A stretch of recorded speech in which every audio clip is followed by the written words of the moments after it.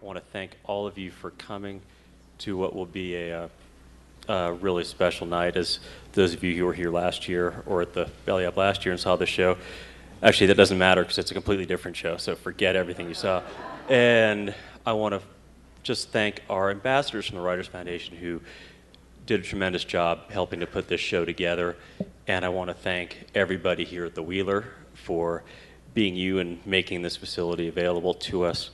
And again, thank you all for supporting this night and supporting the Aspen Writers Foundation. And with that, I will just say, Wes and Eugene's Cabinet of Wonders. There's nothing else to say.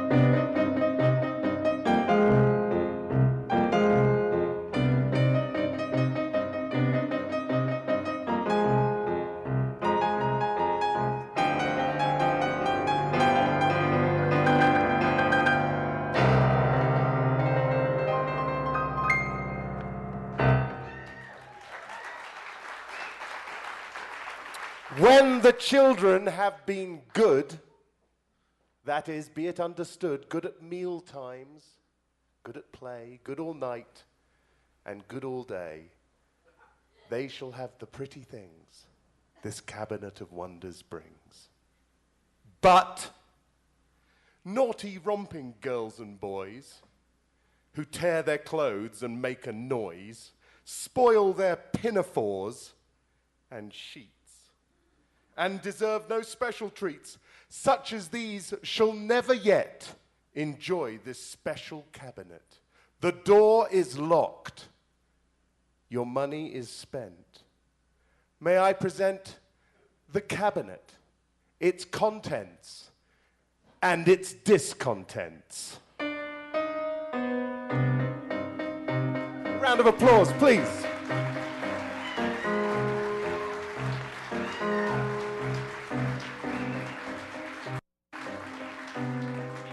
Townsmen, cast your eyes on Merman. No Australian Bruce or warlike German.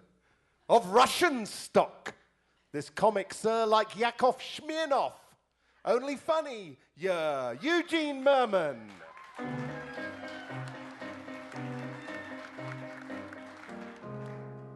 As someone extremely forthright said when dissing the scribes of today, I assure you I'd rather be quite dead than read what those twats have to say. When I said, what about Colson Whitehead? He conceded and shouted, hooray, Colson Whitehead!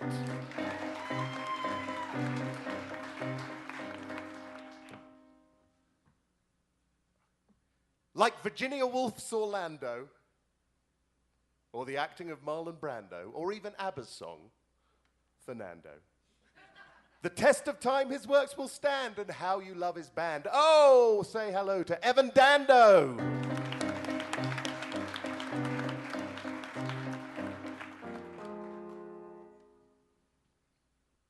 The singer of Metallica, Jay Hetfield is his name. Her name, oh crap. There's been a mishap. Please applaud the great appeal of writer-singer Juliana Hatfield.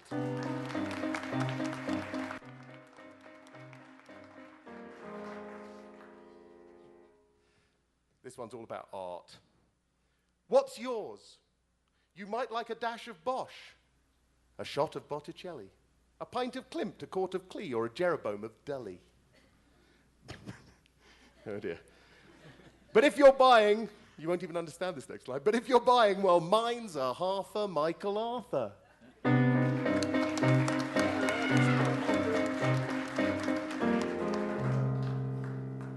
To join the ranks of poet, enlist in his platoon. If there's bluster in your blunderbuss, hot air in your balloon, apply for basic training. It could not come too soon. Surrender to his splendor. Wing Commander Paul Muldoon. Ladies and gentlemen, the cabinet, they will return. A round of applause as they leave. Go.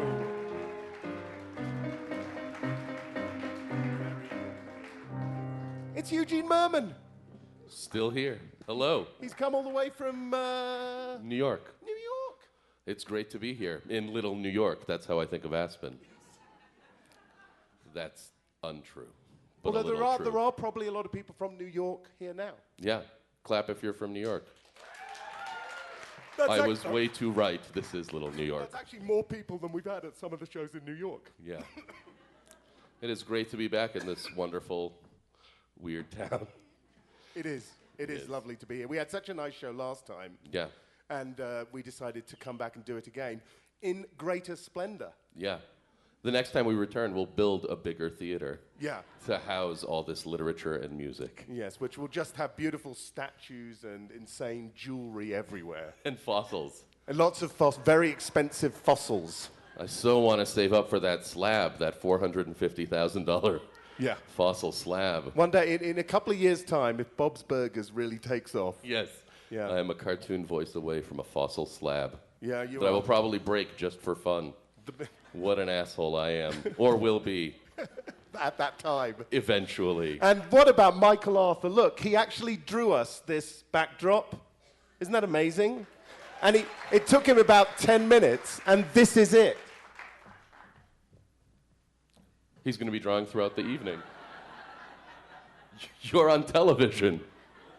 At least your finger is. I know, my mother, that's when she goes, I told you should stop biting your nails. It's Yeah. for moments like that. Exactly. But we did see the sign that said, garbage kills bears. Which you know, but we just found out. We've just found out. It's news to us. Yes. And We in thought fact, they loved it. Yeah. When we saw it, my first thought was that it, in fact, happens often enough that they're like, we should make a bunch of these. Right. In New York, we have none of them.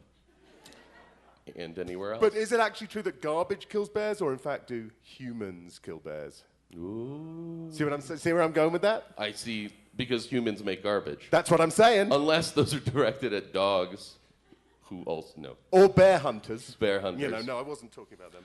Well, we travel a lot doing this show. Do we ever? Do we ever? And we often find ourselves, hanging out at a club or a bar.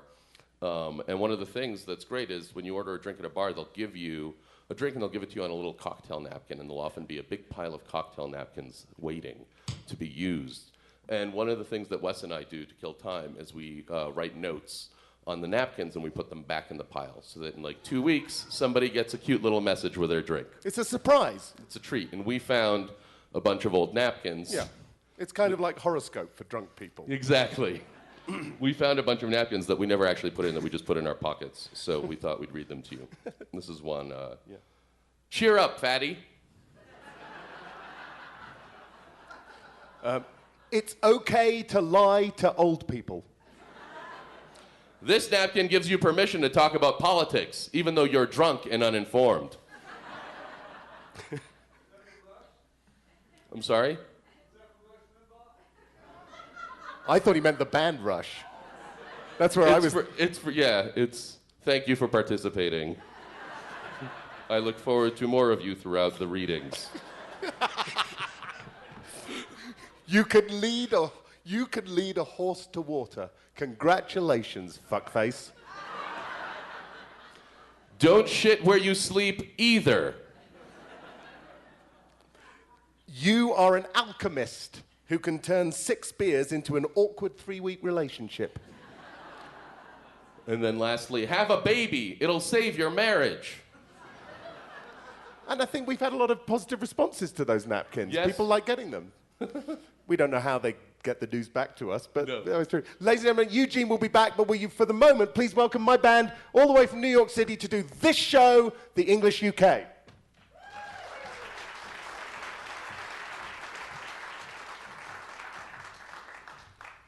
We're going to open with this, with a song about God and the devil.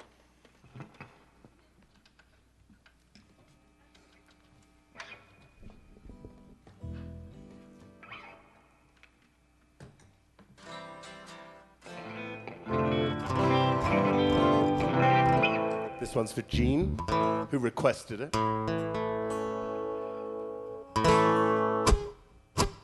You were beautiful, intelligent.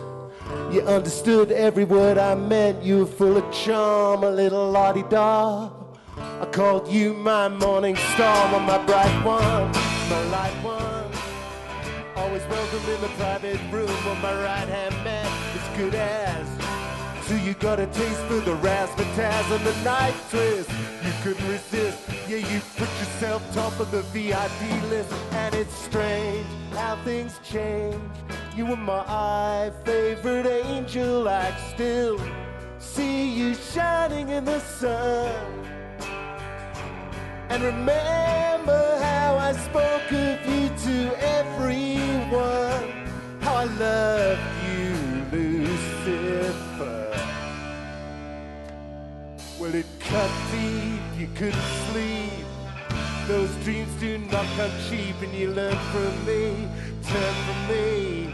You were your own worst enemy. Well, not a word, no goodbye. Like lightning falling from the sky. Change your name, give it spin. You have shed your original skin. Your dark noise, your seductive voice. All my creatures spoke the choice, and it's strange how things change. You were my favorite angel. I still see you shining in the sun. And the hollowed out Bible where you kept your gun. I love you, Lucifer. I love you, Lucifer. You loved yourself much more than me. You could no longer call me sir. But I loved you the most, my little saboteur.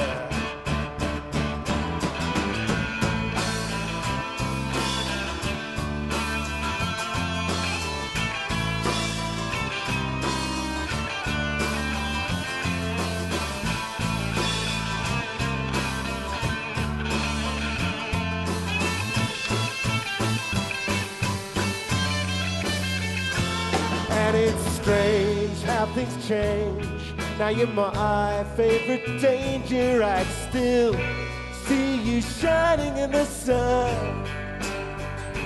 And it's strange how it surprises almost everyone. How I love you, Lucifer. I love you, Lucifer. And I need you, Lucifer. I love you, Lucifer.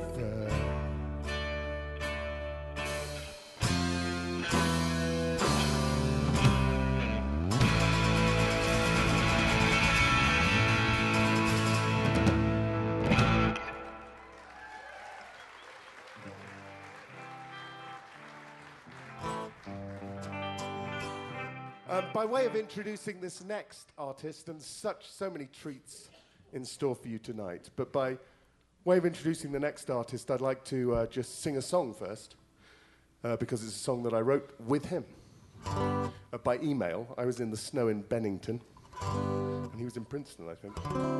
And so this as yet to be released song with incredibly difficult to remember words. So let's give it a go.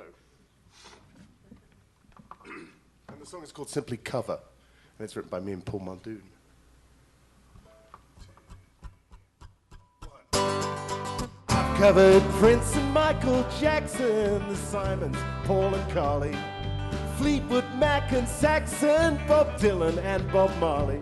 I've done the Pogues and Pixies, Van Halen and Van Dross, AC/DC, ABC, Dixie Chicks, Sticks and the Boss, Joe Brown and the Brothers, Mott the Hoople, Motley Crue.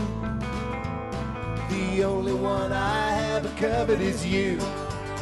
I've covered Reg and Elvis Presley, the Wilsons, Jackie and Pickett, Calvin Newborn, John Wesley, Harding and the Crickets.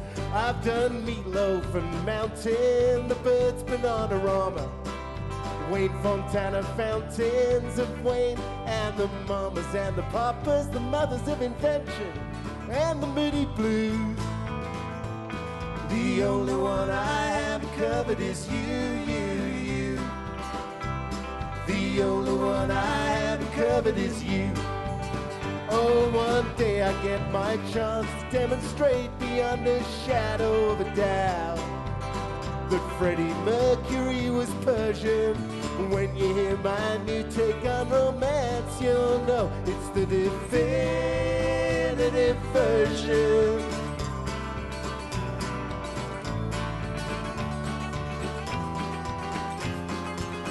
I've covered P.F. Sloan and Leonard Cohen, the Joplins, Scott and Janet, Chuck D and Buck Owens, the Church and Praying Mantis. I've done Rod Stewart and the Faces, Talking Heads and Levon Helm, OJ's and Oasis, Warren Haynes and Zevon, JoJo and the Modern Lovers, Bill Haley, Who's Skidoo. The only one I haven't covered is you.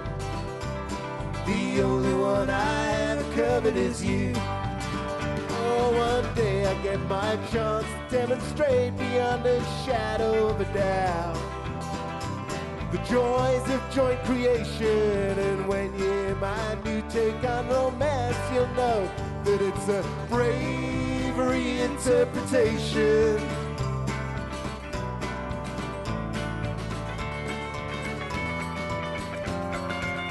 I've covered Queen, B.B. King, C.C. Winans, Andy Snyder, Wasp, the Scorpions, and Sting, Mitch Miller, and Mitch Ryder. I've covered Simply Red, Sonny Terry, Brownie McGee, Whitesnake and Yellow, Chuck Berry, Nana Cherry, Bing Crosby, Tom Morello, Deep Purple's Roger Glover, the Four Tops, us three, you two. The only one I haven't covered is you. The only one I haven't covered is you. The only one I haven't covered is you.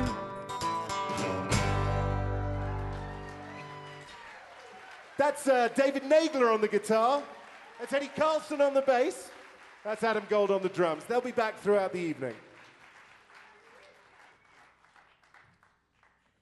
We've now written a few songs together, this next artist and myself. And I know he's delighted you on Thursday evening. So please, will you give a warm hand to Wing Commander Paul Muldoon?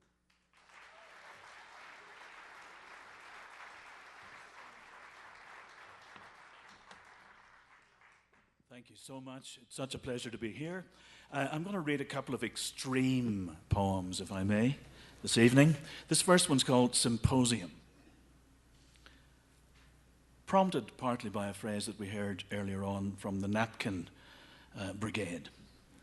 You can lead a horse to water, but you can't make it hold its nose to the grindstone and hunt with the hounds.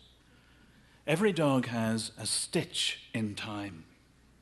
2 heads, you've been sold 1 good turn. 1 good turn deserves a bird in the hand. A bird in the hand is better than no bread. To have your cake is to pay Paul. Make hay while you can still hit the nail on the head. For want of a nail, the sky might fall. People in glass houses can't see the wood for the new broom. Rome wasn't built between two stools. Empty vessels wait for no man. A hair of the dog is a friend indeed. There's no fool like the fool who's shot his bolt. There's no smoke after the horse is gone. Let me go back to a little theatre. Thank you. This is a poem set back in Ireland where I was brought up. It's a poem about one of the great circuses of Ireland. I say great, it's rather little. It's a circus that I think is probably still aspiring to the condition of being a one-ring circus. It's called Duffy's Circus. So there's a poem about visiting it as a kid. Duffy's Circus. Once Duffy's Circus had shaken out its tent in the big field near the Moy, God may as well have left Ireland and gone up a tree. My father had said so. There was no such thing as the five-legged calf. The God of creation was the God of love. My father chose to share such nuts of wisdom. Yet across the Alps of each other, the elephants trooped. Nor did it matter when Wild Bill's rain dance fell flat. Some clown emptied a bucket of stars over the swankiest part of the crowd. I had lost my father in the rush and slipped out the back. Now I heard for the first time that long drawn out cry. It came from somewhere beyond the corral. A dwarf on stilts. Another dwarf. I sidled past some trucks. From under a freighter, I watched a man sawing a woman in half.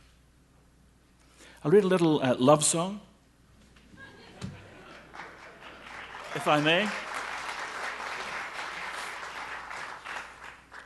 Sorry we don't have Wes to sing this one. We're working on it. So this is set in a diner. It's called Hey Rachel. There's a phrase in it which is perhaps not so much used in Aspen, to cock a snook, to thumb one's nose, to cock a snook as it flies by there. I'm sure very little of that is done in Aspen, so I'm sure you don't need the vocabulary. So here we go. Hey, Rachel, if that's your name, how come the daily special is always the same? Even a lousy anchovy can vary its game. An egg over easy has something it overcame. Hey, Rachel, if that's your name. Hey, Rachel, if that's your name, the light under your bushel is dying of shame. Even a soda fountain can express an aim. An awful pie counter can make a counter-claim against my plaintive songs of love through the diner where you cook. Can't you take off your food handler's glove, at least while you cock a snook, at my calling out from beyond the soda fountain, at my calling out from beyond the mountain? Hey, Rachel, if that's your name, must you always stand vigil in the kitchen doorframe? Even this infernal fan can take some blame. A stinking back burner can cherish a flame. Hey, Rachel, if that's your name.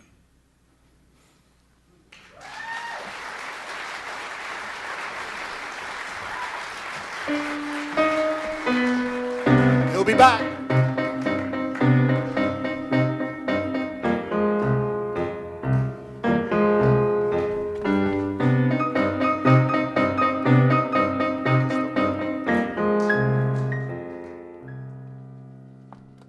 Paul Muldoon, there'll be more of him.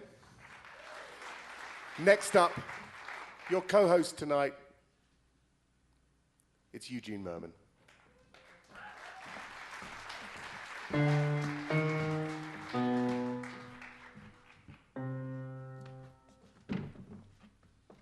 Wes, everybody.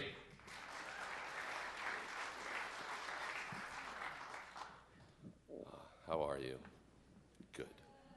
Good. Let's do this. Let's joke around. You're so polite. We'll break you. No. I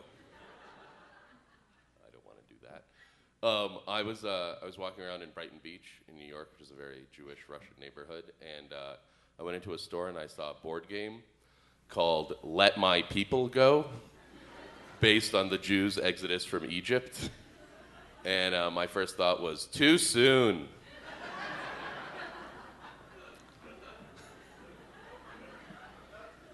I was in an elevator, because I have the money, and it was very crowded. It was like this big and really crowded, and this guy sarcastically goes, "There's probably bigger elevators than this in Russia."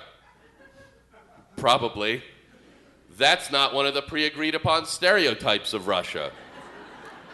You can't just make up random information and say it sarcastically to replace actual information.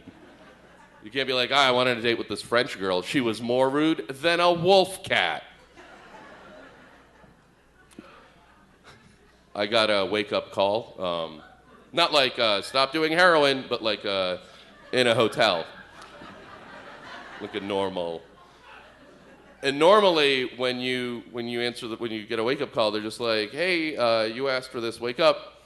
And you're like, thanks. But this hotel, when I answered the phone, they went, it's May 5th, 2010. Why are you telling me the year?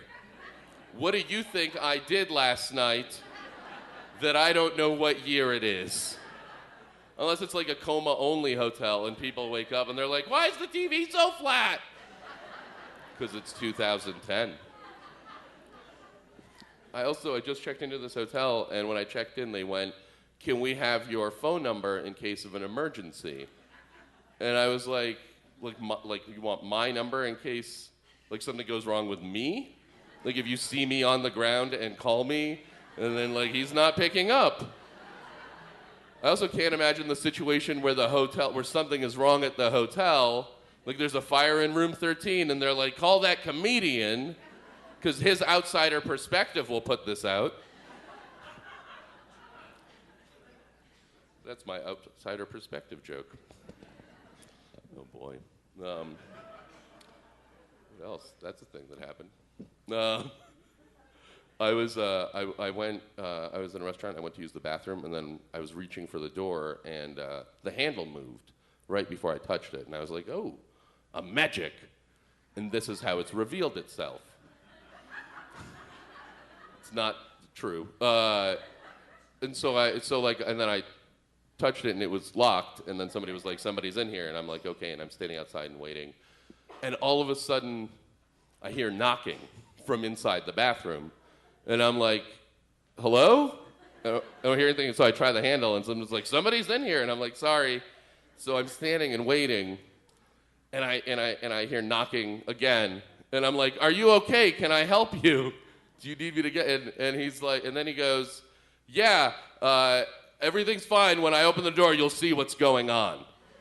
And I was like, ooh, the Riddler is trapped in the bathroom. And sure enough, when he opened the door, he was in there with 3 children who were all just as each one finished, they'd start doing random stuff.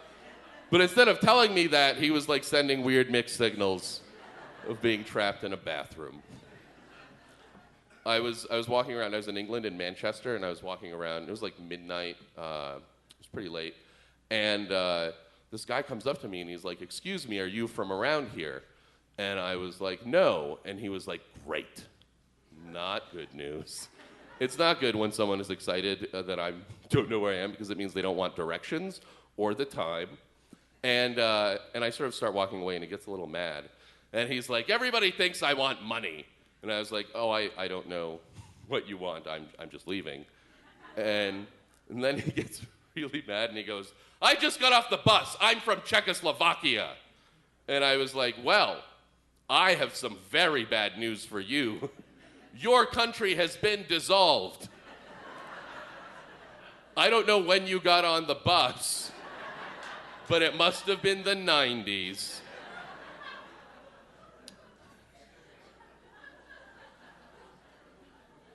I want to talk about Facebook.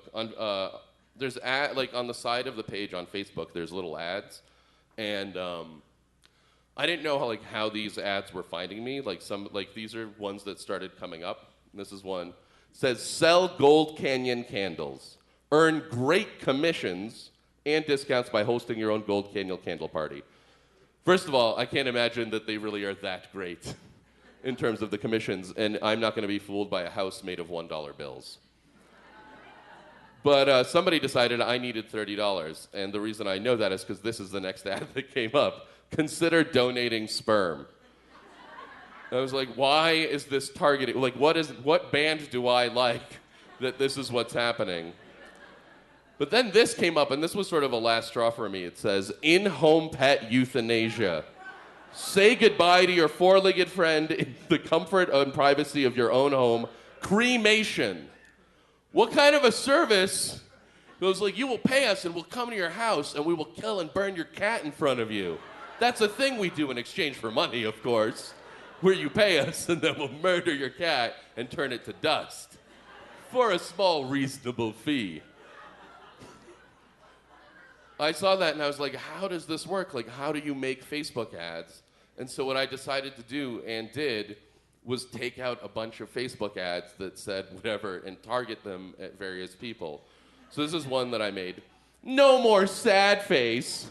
Your problems are dumb. Click here to agree." And I targeted that at 18 to 19-year-olds in Brooklyn who like Wilco and Belle and Sebastian. Another one I made is, "Do you like hockey? Get a 20% discount on hookers when you're in Spain." That I targeted at people in Quebec, 35 to 40, who like hockey and Belle and Sebastian. Here's another one I made. "Stop feeling weird. Do you hate making eye contact with disabled people? Click here to start loving it." And I targeted that at people in Florida, any age, who like Real Housewives of Orange County. This one I'll tell you who I targeted first. Anyone 13 to 14 in the US who likes the show Deal or No Deal or Howie Mandel. And this is the ad I took out. "Afraid to talk to girls? Good. Most girls kill and eat boys. No one talks about it because they're too scared. Click here to take poison and avoid talking to girls or being eaten." Anyway. And then the last one. "You tried to kiss me is what I'll tell the police unless you click here and give me $40. I targeted that at people 52 to 55 in Saudi Arabia who like the movie Beverly Hills Cop. And right here you can see that it's less than 20 people. But I got thousands of impressions, which means that 15 or so people in Saudi Arabia who just wanted to reconnect with other princes ended up seeing this ad over and over and over. Thank you.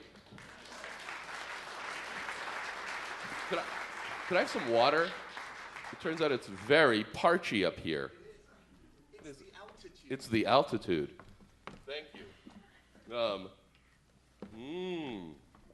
Delicious and full of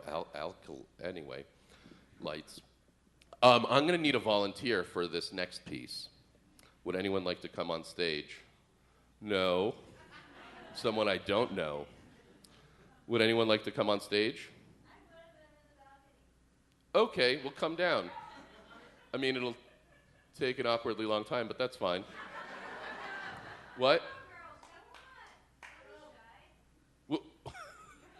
Did you volunteer and then try to get someone else to do it? You're double unhelpful. Either come or don't come, but don't say you're coming and then yell at people. She is coming. I'm sorry? Oh my God, what have I done? I have created true chaos here in delightful Aspen. She could have jumped, it's true, it would have been very impressive. Well, I've made a bad choice, but that's fine. Maybe I can tell a killer... Oh, look at that. Oh my God, you're a speedy young lady.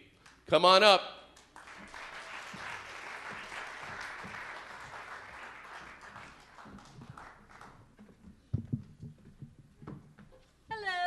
Hello.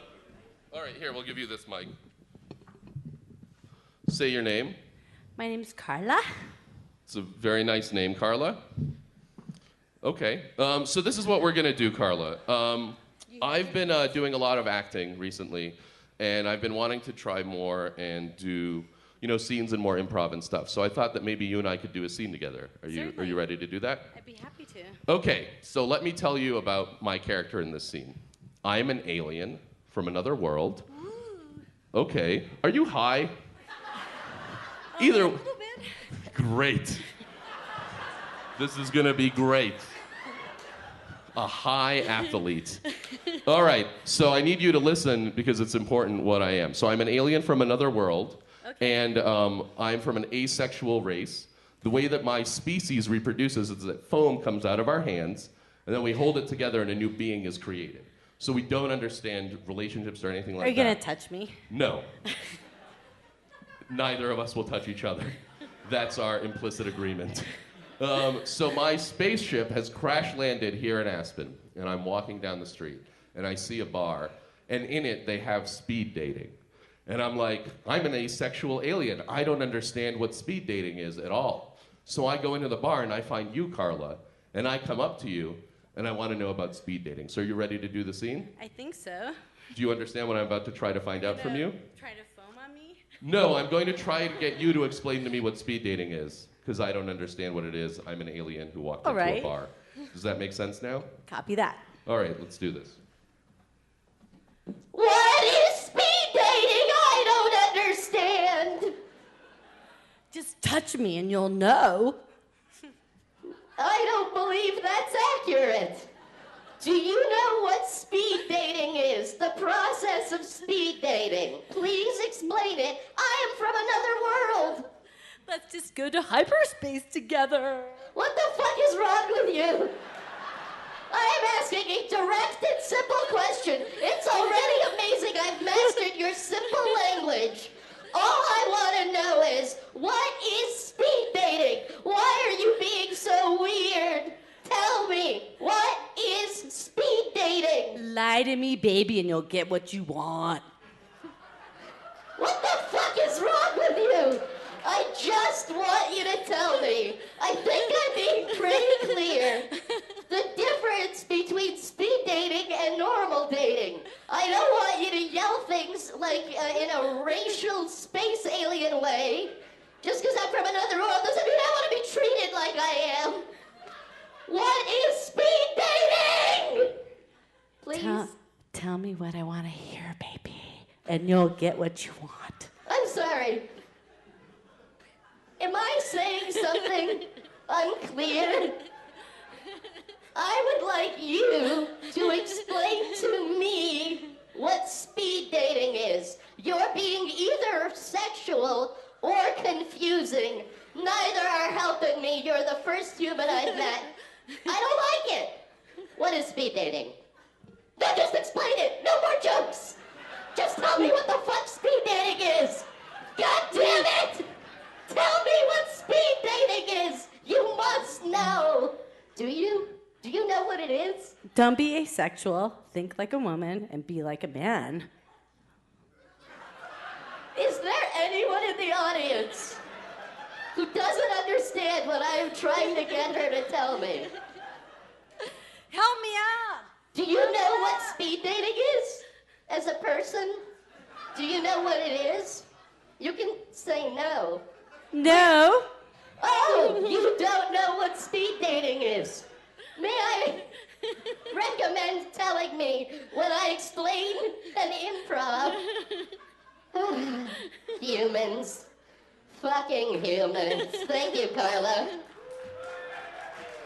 Carla, everybody. Thank you. Carla. I was trying to get her to tell me that it was when you go on several dates quickly in a bar. But who could have known that that's what I wanted? All right, thank you. Good night.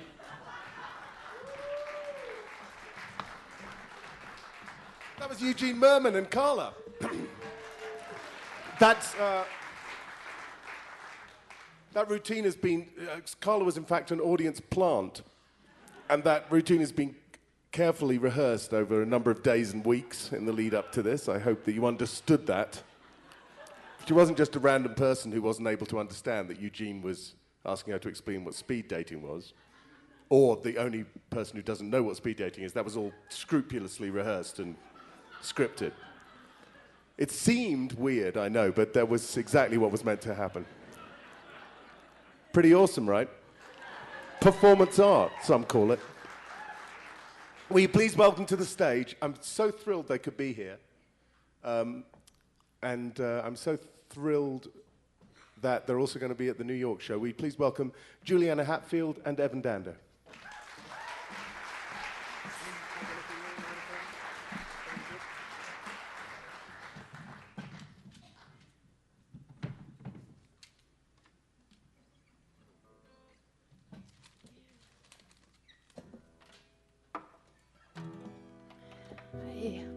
Hello.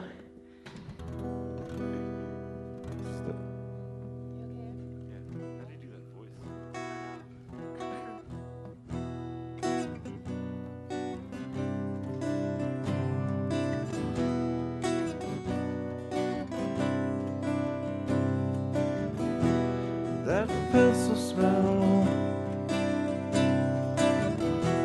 reminds me of school. The clock on your wall, I can no longer fool.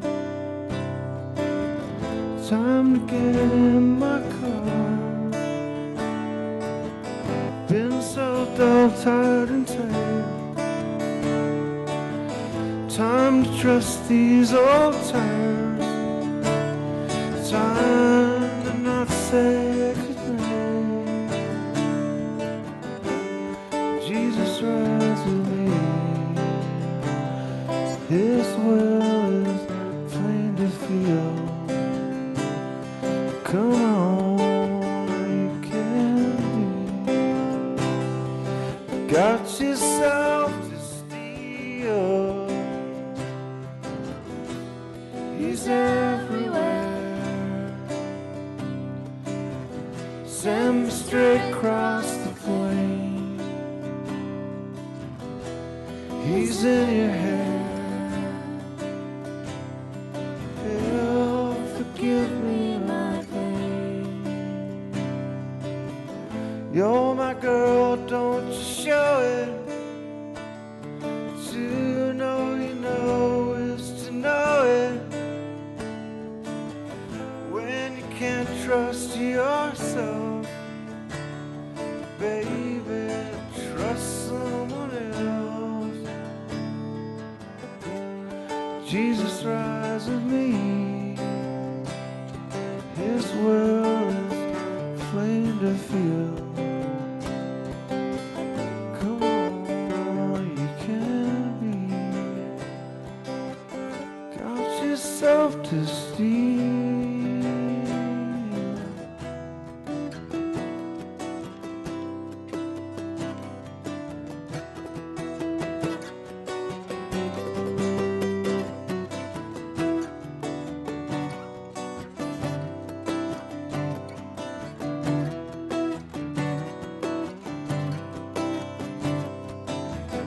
You're my girl, don't you show it. To know you know is to know it. When you can't trust yourself, baby, trust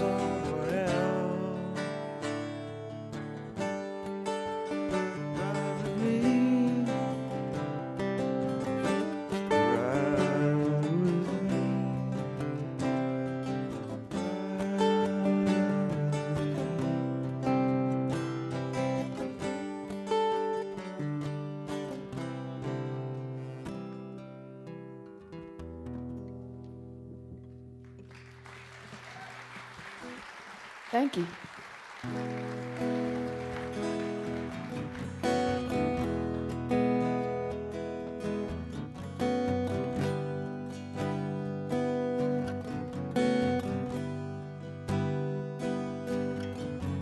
I'm trying to get through this night without any help from anyone. I close my eyes and try to breathe.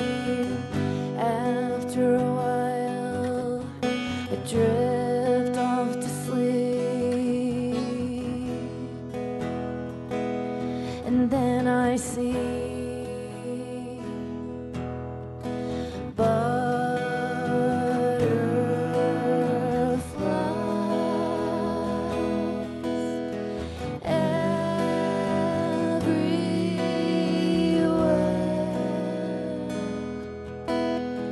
landing on my palms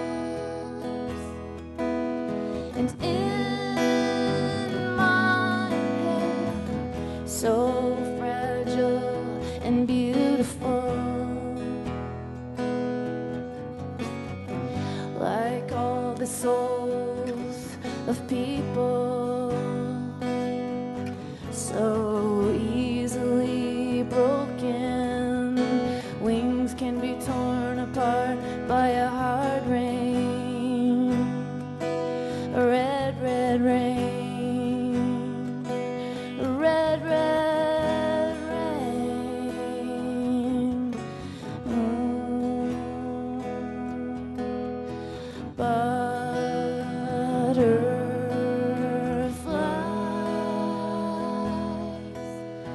everywhere,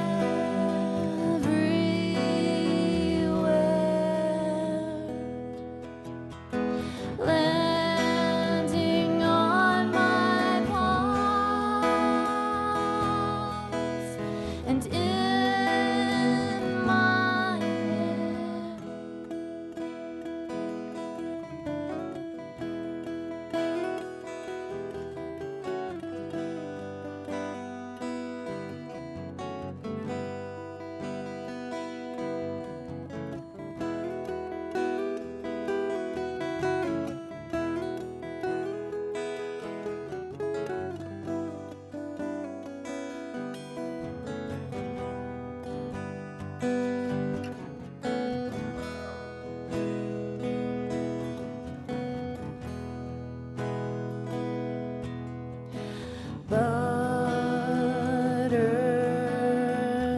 Butterflies everywhere,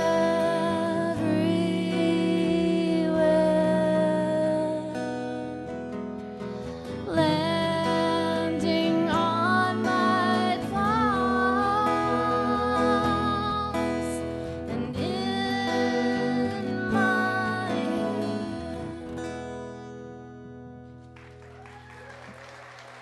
Thank you.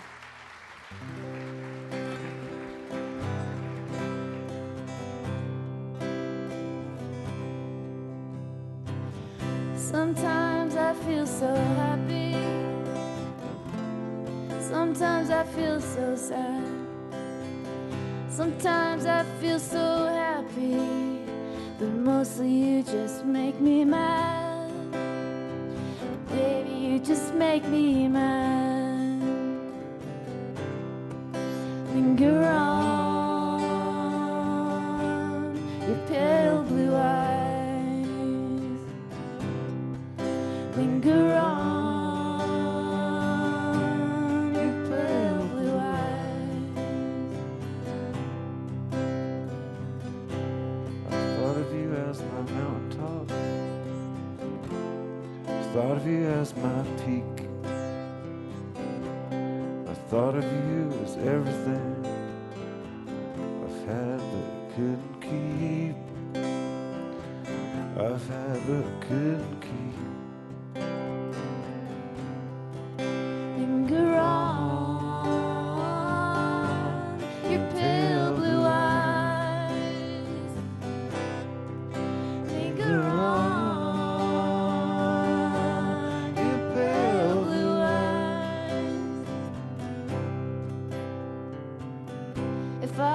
could make the world as pure, as strange as what I see.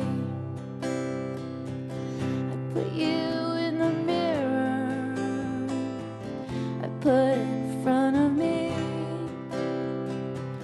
I put in front of me. Linger on your pale blue eyes. Linger on your pale blue eyes. Skip the life completely. Stuff it in a cup. She said money is like us in time. It lies but can't stand up. Down for you is up. Linger on your pale blue eyes. Linger on your pale blue eyes.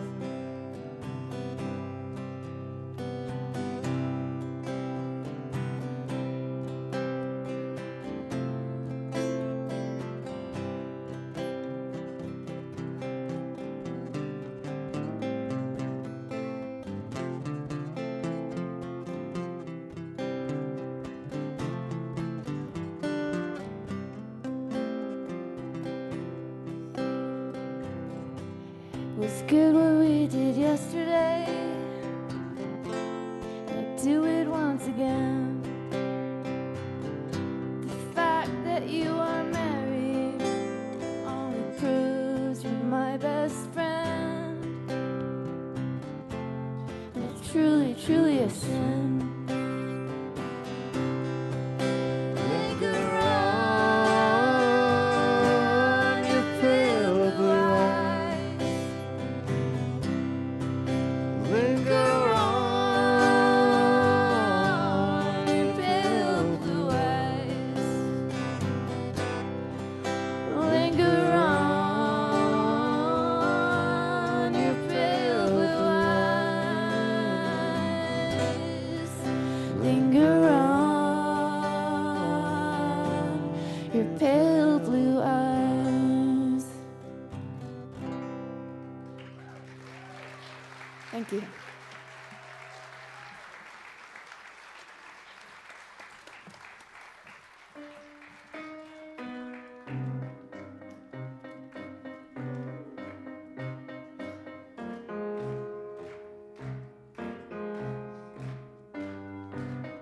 Evan Dando and Juliana Hatfield, they will be back playing with the band next time. Oh my goodness. He's a cabinet veteran, this next gentleman, all the way from Brooklyn, New York City. Will you please welcome Mr. Colson Whitehead? Colson Whitehead.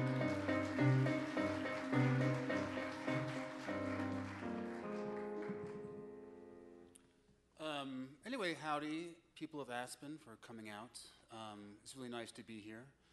I generally spend Sunday nights at home weeping over my mistakes and regrets, so this is a nice change from that. I'm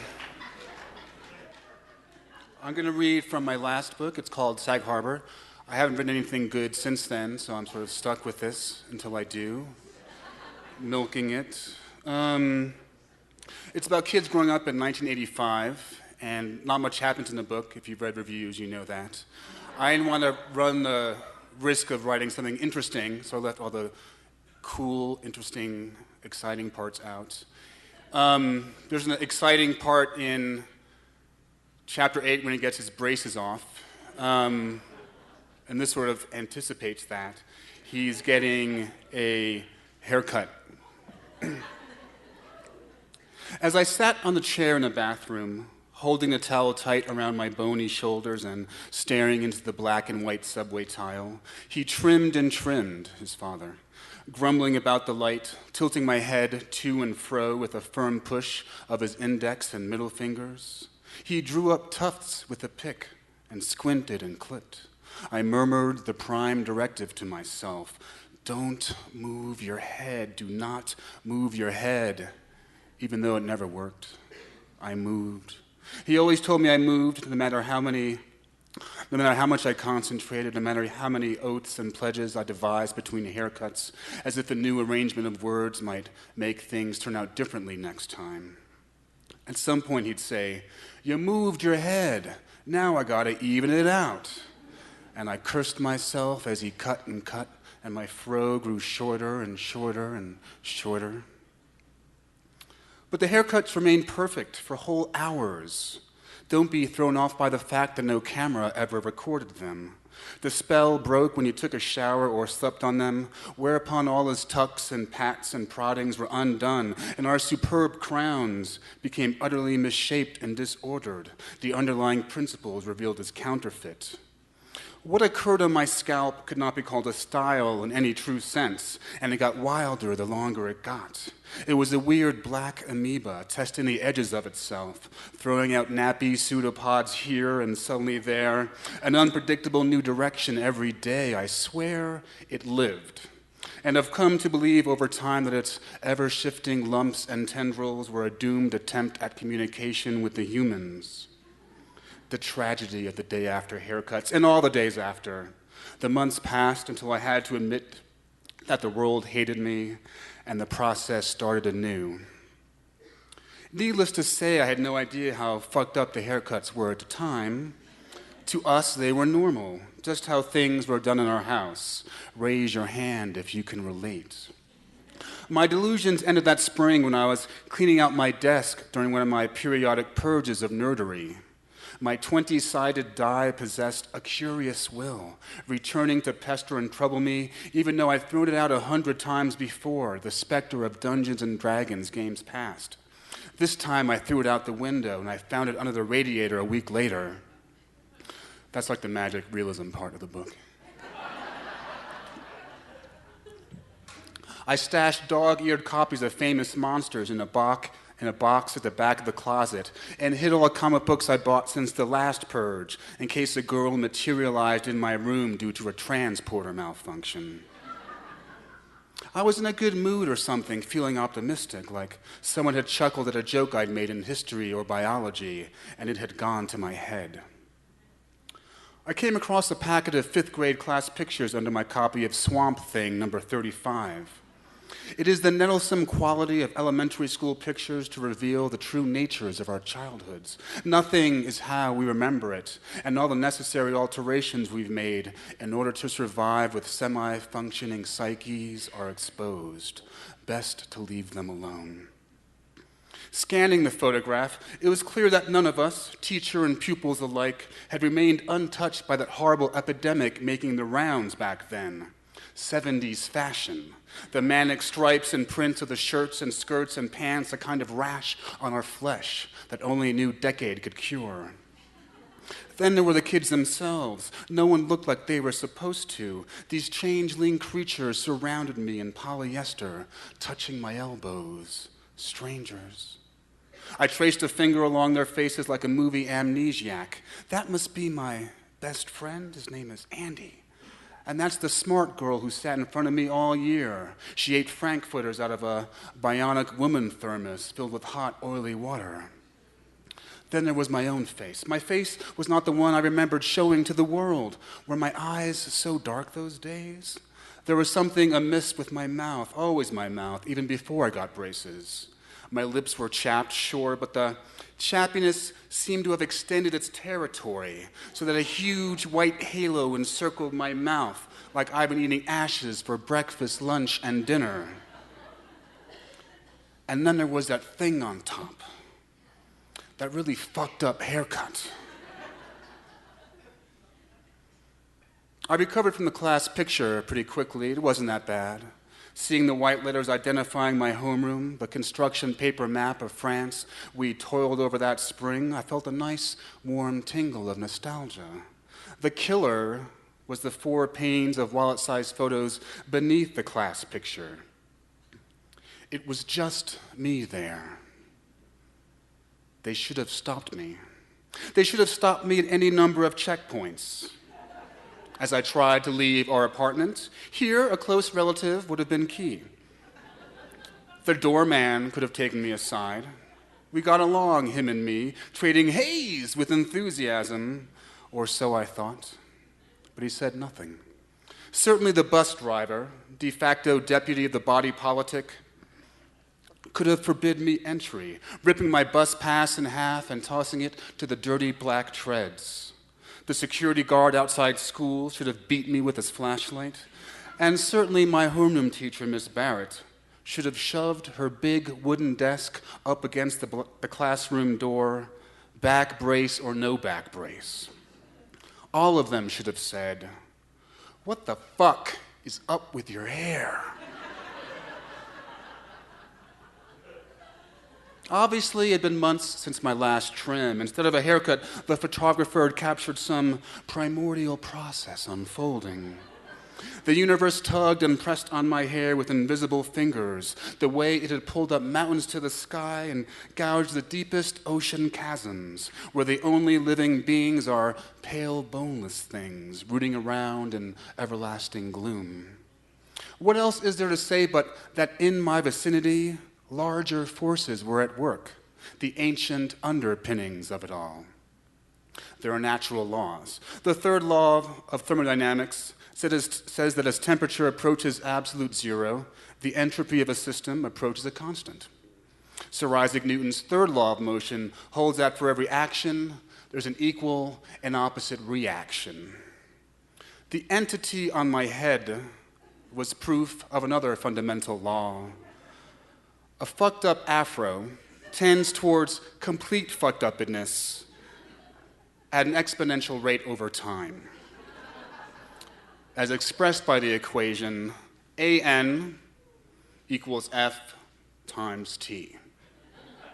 AN equals F times T, where AN is absolute nappiness, F is fucked upness, and T is time. The pain of photos was uncut, of course.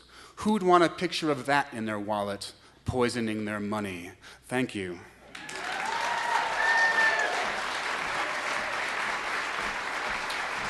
Colson Whitehead. Now will you welcome to the stage Mr. Michael Arthur.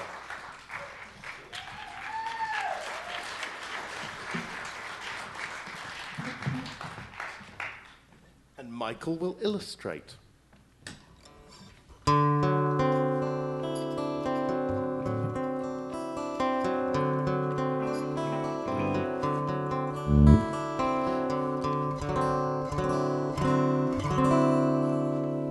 My career up to the 8th line of the song. What beautiful nails you have, Michael. In your line of work, you'd need them, wouldn't you? Everybody ready? I started playing guitar by the town memorial. All my songs were singing editorials, and when I'd done the Sermon on the Mount, I counted my change, put it in my bank account. I didn't like the look of the local abattoir, so I left home, expanded my repertoire. I did some gigs, no one booed. I got free beer, I drank it with gratitude. Once I'd started, I couldn't stop. That's how I got from the bottom to the top.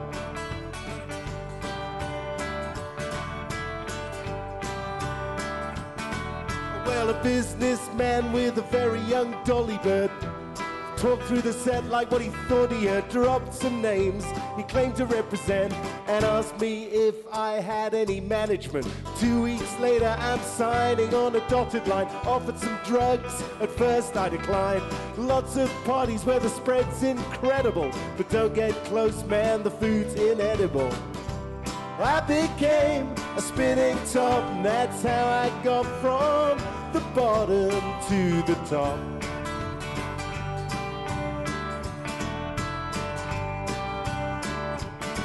Oh, well, I got a sweet deal and I moved to America. fell in love with an heiress called Erica. Started out smart, soon got silly. A party by the pool and an arrest for necrophilia. News travels fast like electricity. A bad mug shot is good publicity. I laid low for a month or two. Spent my dough building a recording studio. And that's when it all went pop. And that's how I got from the bottom to the top.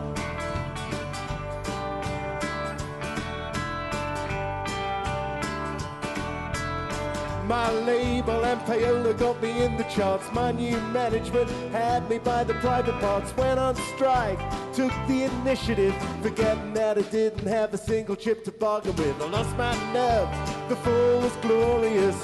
The lawsuit was eternal and laborious. My new material was only fair to middling. Rome was burning, I did some fiddling.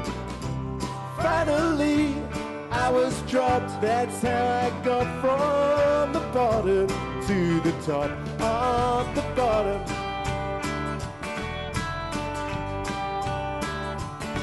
Well, on the way down, people tend to leave you where you fall. I tried to stand, but I didn't have the wherewithal. I nearly died in a cab one day, so I dropped my bourbon for a bottle full of Perrier. There were rumors about my sexuality, the video star killed by reality. Next thing I know, I'm on my knees. I'm begging the camera, will you vote me off the island, please?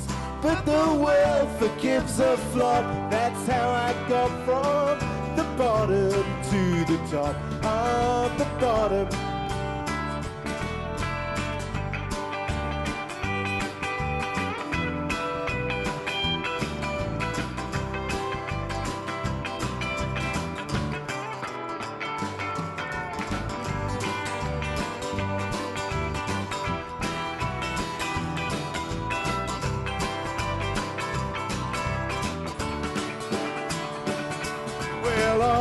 Exposure and the phone start to ring again. I experienced the strange urge to sing again. Not long ago I was a boy with a dream. I reacquaint myself with a razor and some shaving cream. Look at me, I'm ripe for rediscovery. All I need is Mary to mother me. On the 10th green I was way over par. My partner offered me a tour in Jesus Christ Superstar. And that's when the penny dropped. That's how I got from the bottom to the top of the bottom.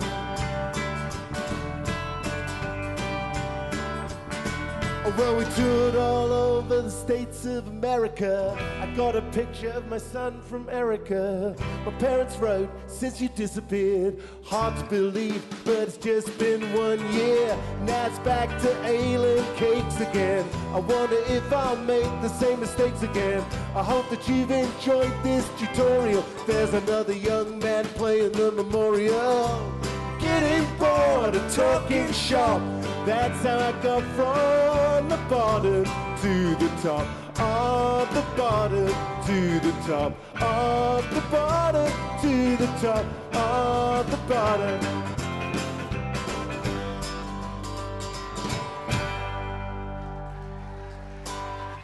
Michael Arthur.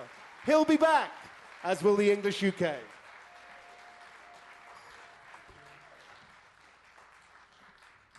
I might mention before I forget that I don't do readings at these cabinet shows, but I do have a novel out, and I will be reading from it tomorrow evening for free, except, of course, the energy I'll expend doing it. Not free to me, of course, but at Explore Booksellers at 6 or 6:30, something like that. And in fact, my band, because they're in town too, 5:30, sorry. Don't come at 6:30.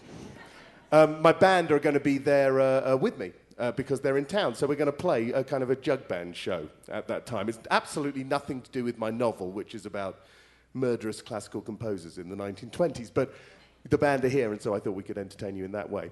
So that's 5:30 tomorrow afternoon. In the meanwhile, will you please welcome back to the stage? You've heard him once. He's going to be even better this time. Paul Muldoon.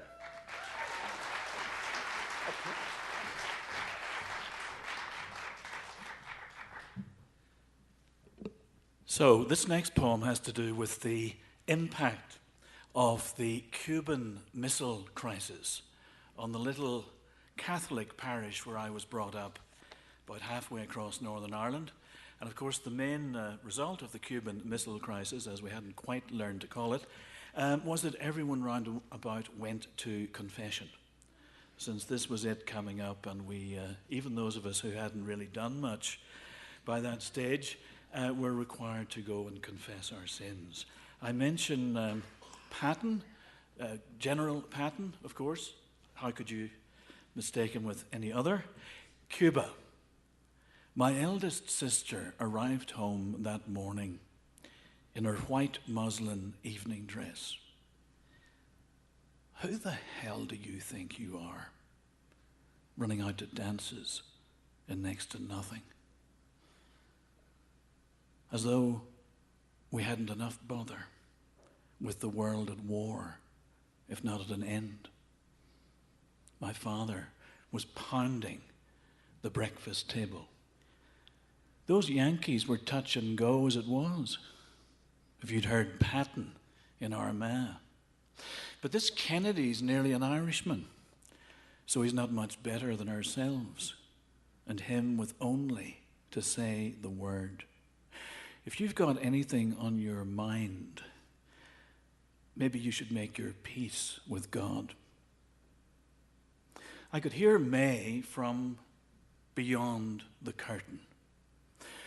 Bless me, Father, for I have sinned. I told a lie once. I was disobedient once.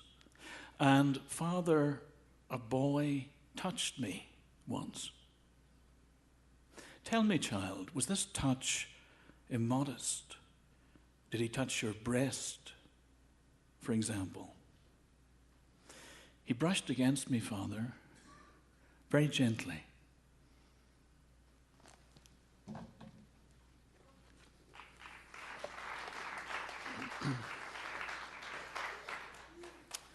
You got the Rolex, I got the Rolodex. When Jane and I had a little fling, I thought you'd disregard the whole thing, for your approval seemed tacit. It put us on course for a nasty divorce, and somehow I was feeling hard done by when we divided our assets. For not only had our marriage been wrecked, but you got the Rolex, I got the Rolodex. Though time was clearly not on my side, and I was struggling against the tide while the world seemed to be your oyster, I'd not drown in brine without a lifeline. I wouldn't dwell in my own little shell like a monk shut in his cloister, for I'd been given a way to connect. When you got the Rolex, I got the Rolodex. Only this morning, one of your doctor gal pals set her alarm to slumber and nuzzled my external auditory canal and asked how I'd come by her number. That I was able to be in touch left her somewhat shocked, inasmuch as she thought of herself as unlisted. She'd been reticent about her dark intent, till she confessed she harbored in her breast the urge to do something twisted. And I mean really twisted. That's why I'm feeling fine, in retrospect, that you got the Rolex, I got the Rolodex.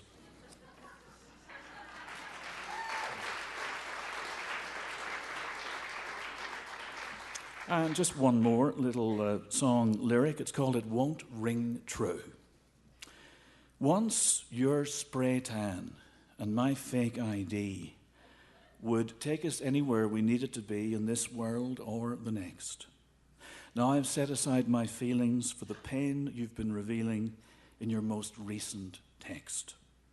My pride is hard to swallow and my promise overdue. But if a promise isn't hollow, you know it won't ring true.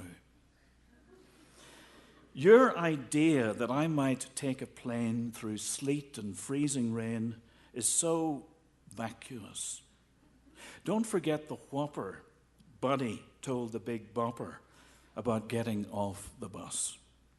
Buddy had played the Apollo to victorious reviews. But if a victory isn't hollow, you know it won't ring true. You said I was talking hot air, I was talking through my hat, I was striking the wrong chord, I was either sharp or flat. Someday I'll hit the right note on a Martin D42. If a guitar isn't hollow, you know it won't ring true. Once my fake ID and your spray tan were all we had in our retirement plan. Then you headed for the hills. There's a chance you'll reconsider and go with the lowest bidder and bend to my will. I never said I'd follow, is my excuse to you. But if an excuse isn't hollow, you know it won't ring true. Thank you.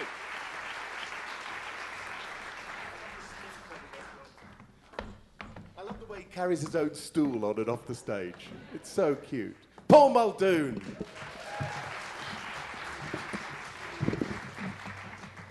Well, here's the thing. I've been encouraging Eugene to try and get into music a little bit. Do a little bit more music. It's true. Get him to sing a little. Yeah. And you've been bothering me to, you know... Do some comedy. Do a joke. And it was never going to really happen. So I said to Eugene, you know, go out, just, here's some money, go out and get a musical instrument. Just get whatever you want. I just want you to start, you know. So I went and I got a theremin. That was what he got. I thought he was going to get a guitar or something, or a... But I can't play guitar. I also can't play the theremin. Yeah, that didn't, yeah, quite. That didn't stop you. That did not stop me. All right. So, to the musical accompaniment of the theremin. So basically what we've agreed to do is Wes would do jokes and I would play the theremin. But basically neither of us, well, I don't write one-liners and he doesn't really normally, obviously. So what we agreed on was that we would just both read tweets and I would, from Twitter, Yeah. and I would play the theremin to the best of my ability. Yeah.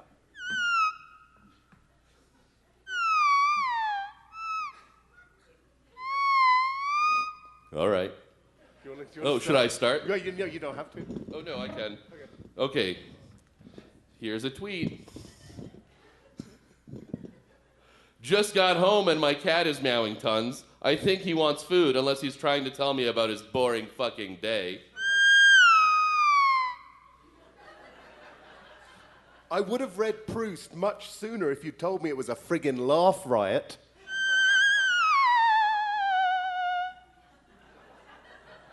This is just like in the tradition of all those comedians who play a musical instrument and tell jokes. Was that one of them? No, that wasn't. I was just talking. Okay. That was not a tweet. Because it did sound very like the cat when you did the cat. That was clever. Sorry, that was me. Retweet at New York Times. Gunshots fired at Korean border. It's great to be in Aspen during the X Games, but they're not as erotic as I'd hoped.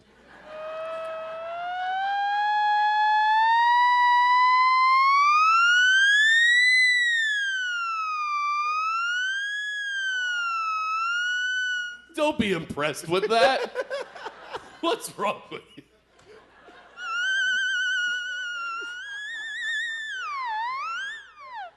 Sorry, it possessed me. Oh, wait, is it my turn? Yes. Charlie St. Cloud comes out on DVD today. I hope one of the extras is another movie.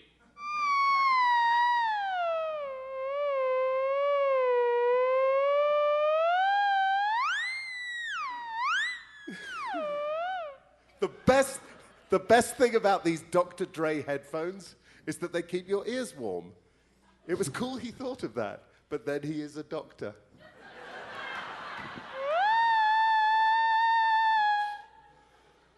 It turns out it is very hard not to sound condescending when you compliment children on their tiny, boring accomplishments.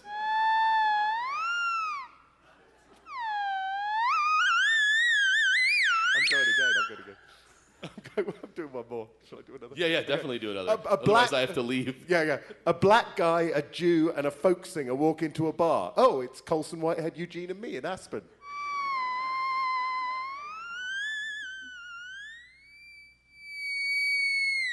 Care to join me? Yeah.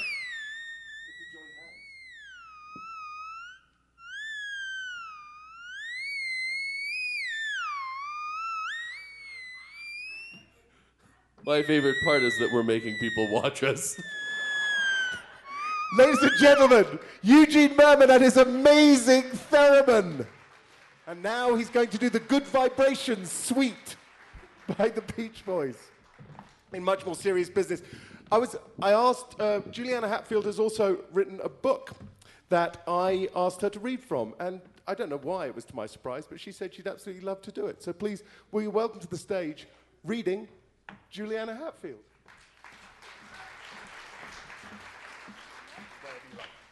Thanks. Before I read, I just would really like to thank the Aspen Writers Foundation for having me and for having all of us and for letting us put this show on. Aspen Writers Foundation, yeah. Am I mumbling? I mumble sometimes. So I wrote this book. It's a kind of a memoir of my music life. And I'm going to read a chapter called The Harpsichord. I never dreamed of finding Prince Charming and living happily ever after. I never dreamed of getting married, never believed a man would save me from anything or make my life any better. I never had any faith in romantic love. I put it all into my music, all my fairy tale dreams and wishes. I believed it was more conceivable that I would grow up to become a rock star than to ever have a stable, healthy, enduring relationship with a man. My parents' marriage was not a happy or successful one. It was doomed from the beginning. If I used my parents as a template, I had no reason to believe a marriage or a man and a woman or two people could work. I had seen with my own eyes from a young age that love is painful and sad and lonely and messy. Love brings out the worst in people. When my mother gave up her dream of being a concert pianist, she also gave up the man she loved. My mother was in love with a man who wasn't my father all through my parents' marriage, and my father knew it. Mom met Felix when they were both music students at the University of Michigan. They were engaged to be married, but at the last minute my mother got scared and decided that marrying a musician with no prospects, no security, no guarantee of future employment, a man of whom her parents did not approve, wasn't the smart thing to do, and she broke off the engagement right around the time she switched her major from music to journalism. Soon after that, she met my father, a medical student, and agreed to marry him. They ended up in New England and had 3 kids. Felix went on to play bass in the rock group Mountain, who were known for their early 1970s hit Mississippi Queen, and for their rather large Meatloaf-like frontman, Leslie West. Felix also produced other people's records, including Cream's Disraeli Gears. My parents managed to forge a quasi-united front until I was 11, and then they finally split up for good. Felix drifted in and out of my mother's life. I knew, as a child knows everything, that he was often on her mind. He came to visit the house once when I was about 9 years old. Dad must have been out of town at the time. I remember Felix falling asleep on our couch, sitting up in the middle of the day. This is the guy Mom is so hung up on, I thought. After the birth of her 3rd and last child, my younger brother, my mother experienced a terrible spell of postpartum depression. In this agonized, weakened state of mind, all she could think was that she had to get away from her life and my dad and go to Felix. She left the baby and me and my older brother, who was 5, with a neighbor, and took off from Boston on the first plane out to Chicago, where she knew Mountain was scheduled to play on a tour stop. Felix was married to someone else by then, plus he was on tour and preoccupied with that, so my mother's impulsive, desperate visit was a short one. In the music room of our house, there was a harpsichord that my father had built as a gift for my mother with his bare hands from a harpsichord construction kit. He was always building things, skiffs, tables, desks. And his last big project before he died was a small airplane which he was putting together in his garage and which he hoped one day to fly. When my mother returned from Chicago, my father knew where she'd been. She hadn't told him, but he knew. He'd managed to find us kids and gather us up and bring us back home, where he'd waited, fearful that she might not return. When she walked up the brick path and into the house, past my father standing in the doorway, my mother said nothing. My father didn't speak either. He went to the garage, grabbed the axe he used for chopping wood, and started back toward the house. My mother, watching him from the kitchen window, wasn't scared and didn't move or run away, even as she thought, he's going to kill me. She was so depressed that she didn't care. Her next thought after he's going to kill me was, I don't care if he kills me. Dad walked in through the kitchen door and past my mother, holding the axe. He went through the dining room and into the music room, and he brought the axe down hard on the harpsichord, the beautiful harpsichord that he had built for my mother. He destroyed it methodically as my mother watched, numb, and when he was finished, he looked at her with sweat streaming down his face, and he said, "Stay with me." She did for 8 more years. I naturally concluded that love and men and marriage must always lead inevitably to smashed harpsichords. But music, my loyal and constant companion, would never break my heart or love me too little or destroy anything. Music would be an alternative to secular, romantic love and to marriage and misery. The audience and I would love each other from a safe platonic remove, and no one would get hurt. Thank you.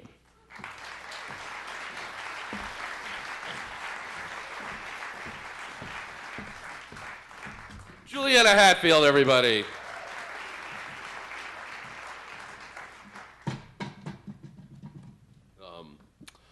I wanted to tell you a story about an airline, a terrible, terrible airline. We all have our enemies. Yours, Hitler. All of ours. Mine, Delta Airlines.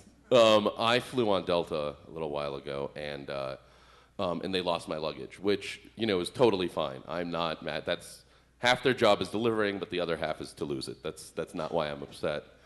I'm upset because of how terrible they were to deal with as a result of this. So what happened was I landed in New York, and I was flying from Seattle, and then when I got there, I didn't see it, and so I got in the line, and I had my ticket, and I gave it to them, and the lady looked at it, and she goes, "How do you pronounce your name?" And apparently it got swapped with somebody, and I went Eugene Merman. Why? How do you pronounce it? And she went, "It's not Linda Riddle." And I was like, "No, it's a totally different pronunciation of my name. None of the letters even match up, really." And they're like, "Okay, well, go home. I'm sure we'll find it and get it to you tomorrow." So the next day, somebody comes and they bring me Linda's bag, which was very nice, full of great stuff, but not mine. And I was like, "This isn't mine," and I sent it back, and I called them, and they were like, "Right, sorry, our bad. We'll be back with the right bag." Next day they come, they bring her bag again, and this time the guy's sort of annoyed. He's just like, "Just sign with us, just take her stuff."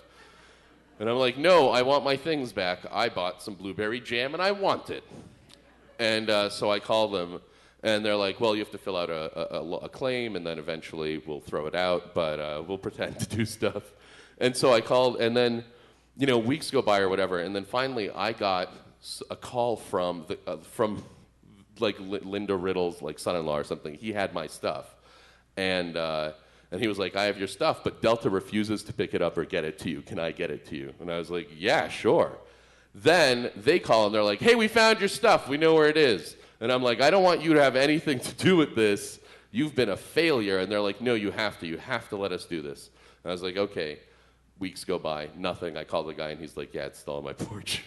I call Delta, and they're like, "We don't know what you're talking about. We never found your stuff. We're still processing your claim."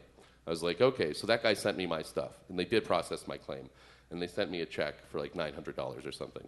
I took that money, and, I'll tell you what I did with it in just a little bit. But first, I'll read you the letter that I wrote to Delta Airlines after this, several-month debacle. "Dear Delta Airlines, I hate you. You're an awful airline that's messed up the last 3 times I've traveled, and 2 of them were by train. Here's why I'm upset. You lost my luggage. Here's why I hate you. I talked to 7 different customer service people for hours. They all lied to me and then destroyed any record of our conversations. Dealing with Delta Airlines is like hiring an insincere baby with amnesia to solve a crime it committed. Plus, I think you have customer service people in India, but make them use American names. Trevor, really? Trevor Bhatanagar? When I was at the ticket counter in Seattle, I asked if I could have an upgrade. The woman said I couldn't with a Class L ticket. I didn't know about the different classes of tickets, but apparently the L in Class L stands for, fuck you. I'd like to thank you for finding a convenient way to recreate for all Americans what it must have been like to be black in 1955. Harsh but true. The last time I wanted to see an organization fail as much as yours was Al-Qaeda. Do you know who they are? No. They are a terrorist organization hell-bent on destroying the U.S. Sound familiar? It is based on your business model. Yours truly, Eugene Merman. So I sent them this letter. Thank you. And waited. Nothing. Got my check. And what I decided to do with my check was make postcards to hand out at shows. And I have made, I would say, and handed out probably around 25,000 if I had to put a very accurate number on it. So I took their money and I just printed thousands of postcards to mail to them from the point of view of the audience, since they wouldn't listen to me. The best part is when I first, this is also what I drew on it. I made my own little cute drawing. It says, I hate you, and a little crying person. First time I traveled, I was on JetBlue and I had a box of 1,000, and they were like, what's in here? And I was like, oh, nothing. You don't want to open a box of 1,000 weird things of an airplane. Anyway, they tested the back, didn't find any chemicals, and luckily never looked at the front. But this is what I wrote to Delta Airlines, or what you wrote to Delta Airlines. And I will be handing these out so you could mail them or put them on your fridge. Either way, I just want to destroy the company. How kind I am. Dear Delta Airlines, my name is blank. I am a fan of comedian and actor Eugene Horse Dick Merman. I don't know why you wrote that. Who you may recognize from his small recurring role on HBO's Flight of the Conchords. Mr. Merman flew on your airline from Seattle to New York, where you lost his luggage. Eugene described his traumatic incident with your terrible airline on stage. As a result, I will never, ever, ever fly with you again. Your airline is worse than someone dressing up like Hitler as a joke and not understanding why that's offensive. If your airline was drowning, I would save you, but I would give you a look like, I can't believe I'm saving such an asshole. To make things right, if I were you, I'd formally apologize to Eugene on television, give him controlling stock in Delta Airlines, or $10,000, whichever is greater. And lastly, make a video of you hitting yourself while going, why am I hitting myself? And put it on YouTube. Yours truly, you. Here you go.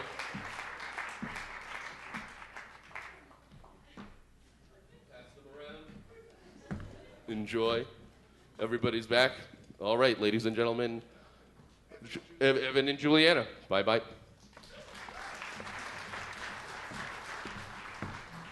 Evan and Juliana and the English UK.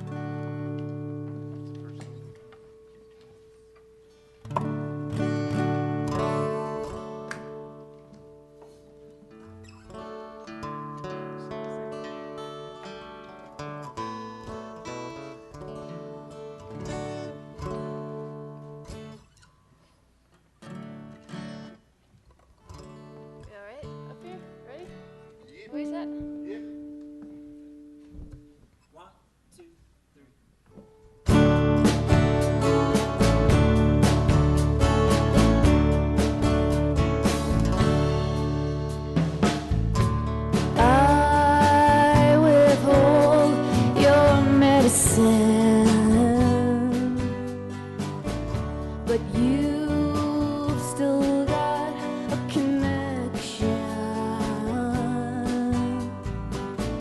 and they remember everything in the sky, oblivion.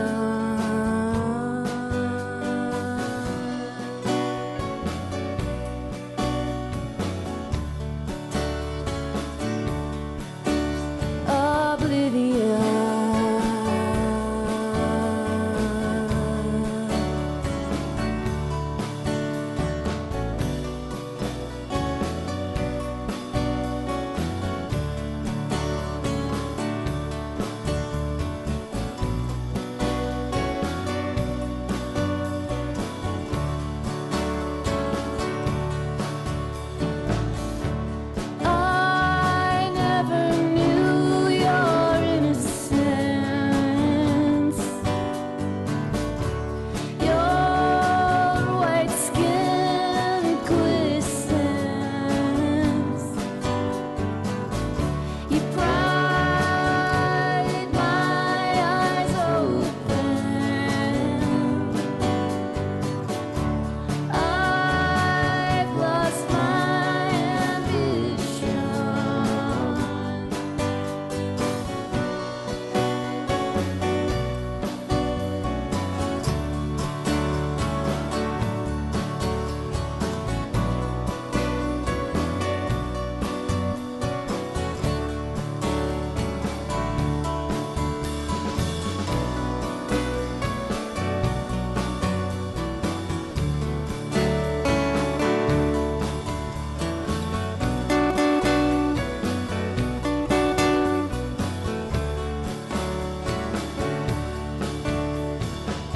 I say it's me or drugs, you choose drugs.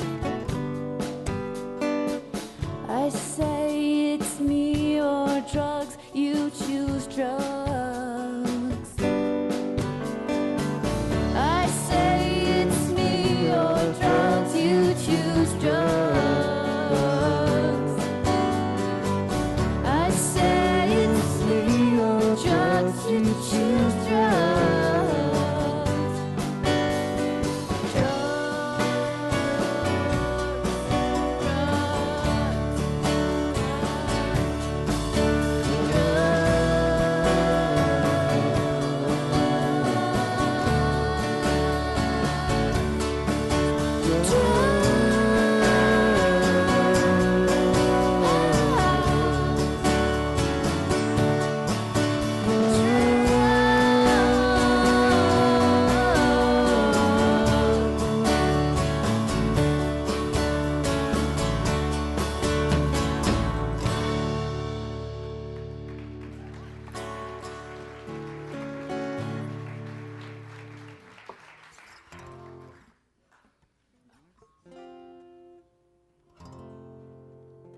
Thank you.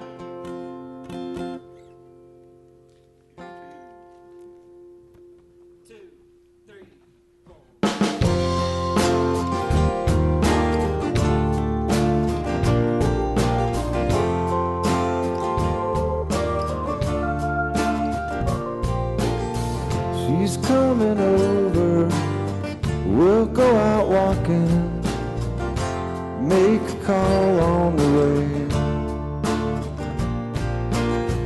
She's in the phone booth now, I'm looking in, there comes a smile on her face. There's still some of the same stuff we got yesterday. There's still some of the same stuff we got yesterday. Yeah.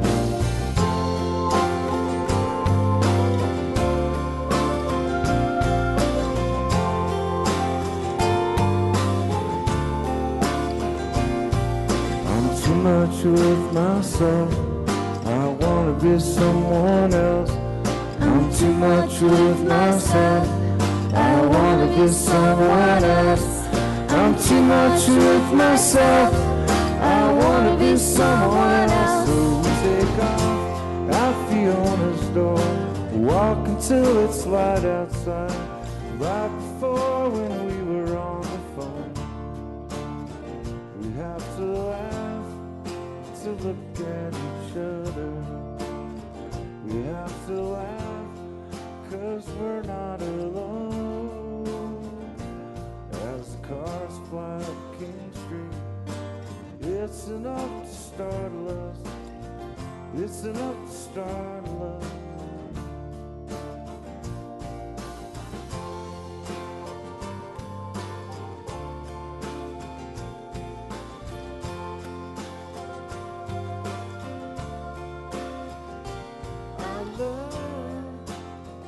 My drug buddy, my drug buddy. I love my drug buddy, my drug buddy.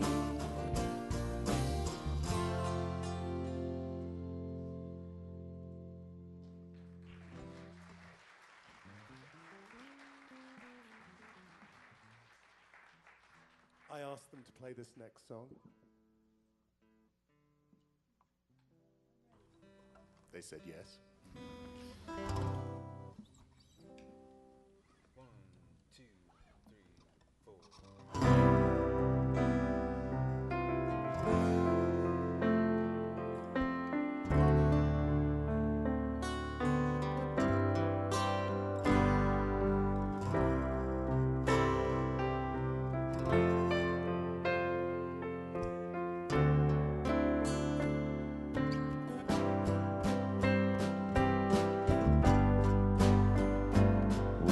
$1,000 wedding supposed to be held the other day,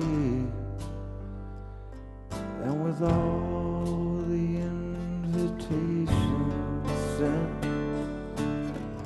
the young bride went away. When the groom saw people passing notes, not unusual, he might say, oh, but where are the flowers for my baby? I'd even like to see her mean old mama. And why ain't there a funeral if you're gonna act that way?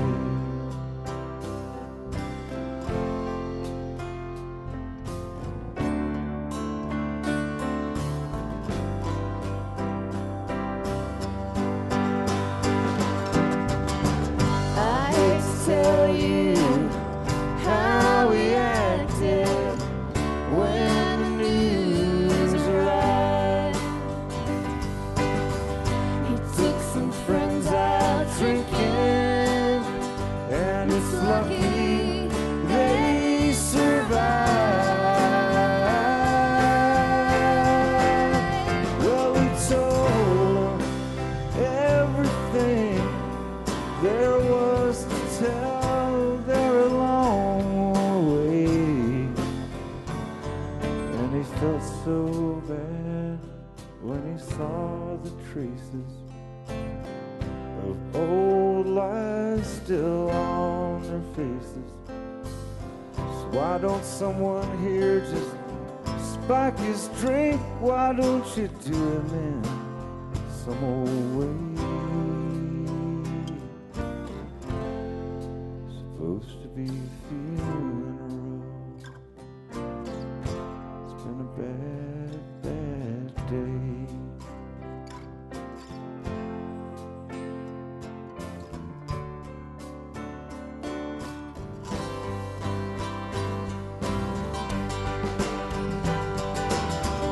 Reverend Dr. William Grace was talking to the crowd all about the sweet child's holy face and the saints who sung out loud.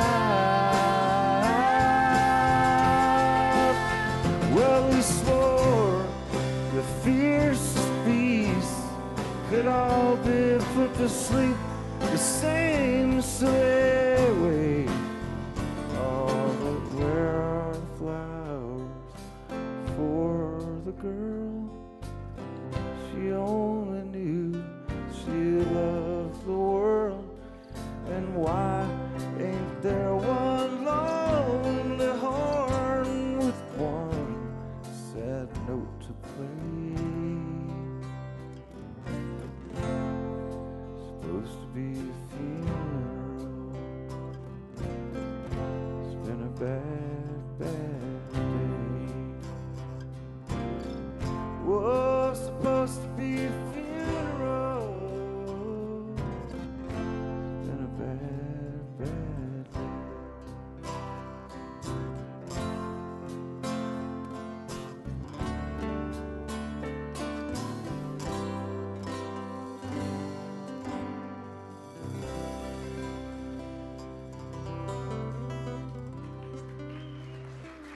Juliana Hatfield, Evan Dando, Graham Parsons' song. Welcome backstage, Michael Arthur.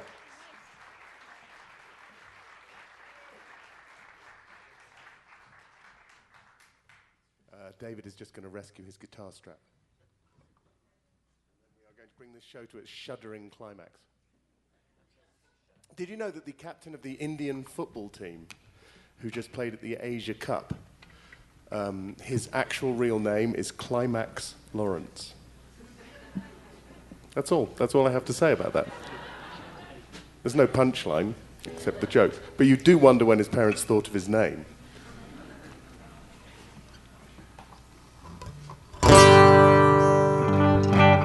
This one's about a box of surprises.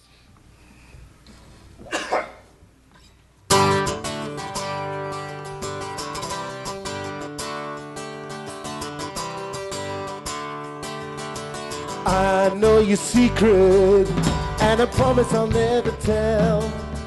I'm under its magic spell, oh, I'll try to keep it to myself. And I know you have a terrible vow to keep. Oh, how do you get to sleep? It must possess you every waking minute, wondering just what is in it. There it is in front of you.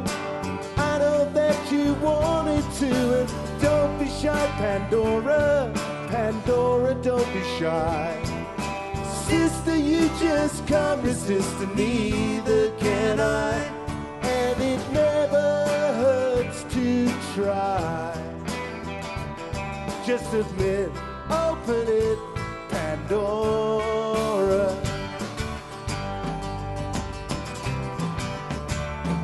Where's the artwork? Oh, well, perhaps you're right, and you're headed the way you are. It's better this way by far, oh, but can you handle never knowing what if you're wrong? Just denying yourself the best, maybe that's how to fail the test. Oh, don't you have a life to live, and have you no initiative? And quick before we both decay, baby, are you made of clay? Don't be shy, Pandora, Pandora, don't be shy. Sister, you just can't resist, and neither can I, and it never hurts to try. You can't win, just give in, Pandora. It's no sin, slither in, Pandora. Oh, now, how can you sit there in silence with the rest of us forming a line? Oh, do us a favor, Pandora. Well, any time today would be fine.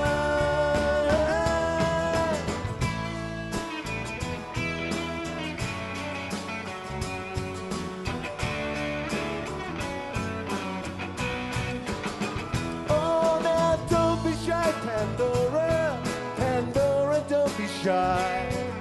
Sister, you just can't resist, and neither can I, and it never hurts to try.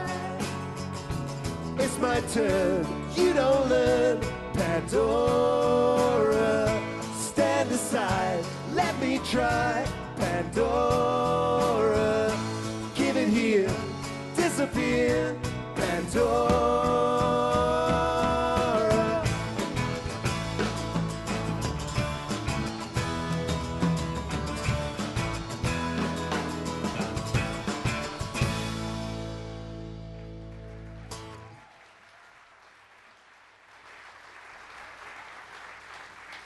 Is he on now? You sit down and it goes away? This song's the end.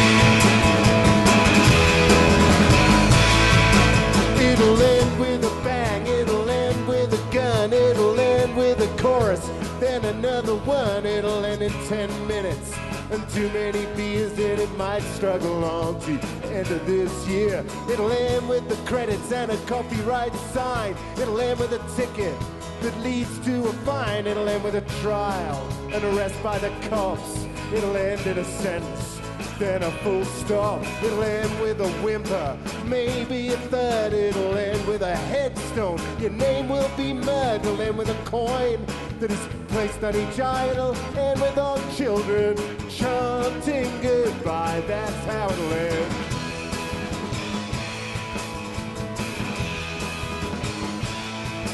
It'll end with the chance of a sequel for sure. It'll end with the pitiful hope for some more. It'll end with an inquest, a chance to resign. It'll end with a word that is twice underlined. It'll end with a word that is twice underlined. It'll end with a cookie, comes with a check. It'll end with a chase and a high-speed wreck. It'll end when you didn't expect that it would. And once it is gone, it'll be gone for good. It'll end with a war, it'll end all wrong. It'll end with the new David Bowie song. It'll end with tension, too much wine, and it might struggle on to the end. One more time, and that's how it ends.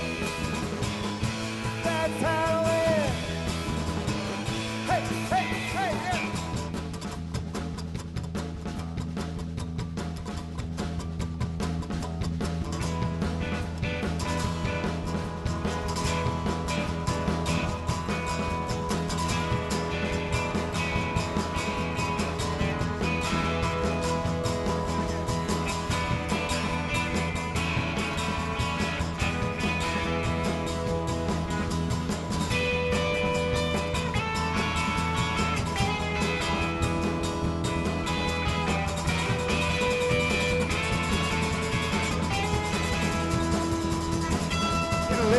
A high sign, end in a flash. It'll end in the promise of bags full of cash. It'll end with a man all alone in the snow who is searching for something that he'll never know.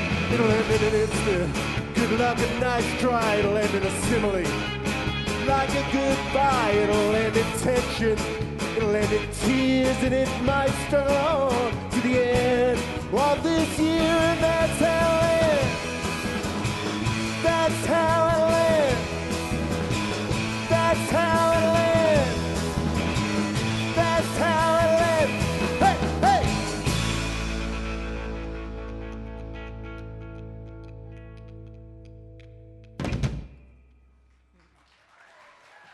That's the official end of the show. But we have one more song for you. Will you please welcome back to the stage Eugene Merman and his theremin, perhaps even his voice box. You never know. Can I just mention that the sound on Eugene's voice box goes by the name of? Goat. And this will be our last song. I'd like to thank, of course, Winter Words and the Aspen Writers Foundation for giving us the chance again to come out and play for you. It's fantastic to come out here. And particularly I want to thank Evan and Juliana for making the trip too, please. Colson Whitehead, all the way from Brooklyn. Paul Muldoon. Michael Arthur, drawing his heart out in the most difficult of circumstances. On the bass, Eddie Carlson. Drums, Adam Gold. Guitar and piano, David Nagler. Of course, Eugene Merman. Lisa and Natalie. Thanks to them most of all. Daniel Swan as well for helping us get this all together. And we'll be at the bookstore at 5:30 tomorrow afternoon, playing our jug band set and reading serious novels. And there are CDs downstairs that I put at a especially high Aspen price. So do feel free to pick one of those up. There was something else I wanted to say. Do you remember what it was?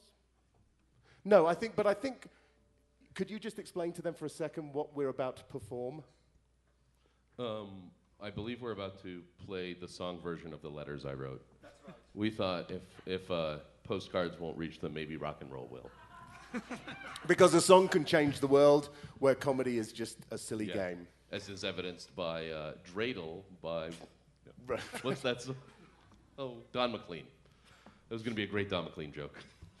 I literally have no idea what you're talking about. I understand that now. Okay.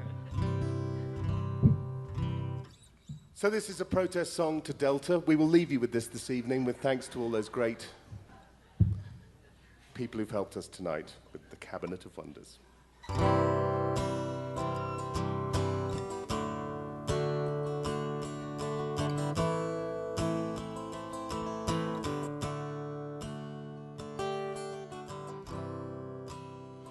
I'd like to thank you for finding a convenient way to recreate how it felt to be black back in the day of 1955, when some of us were not alive.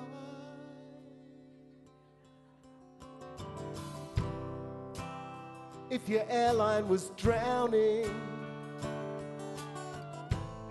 I'd try to save your mortal soul. But I'd give you a look like I can't believe that I'm saving such an asshole.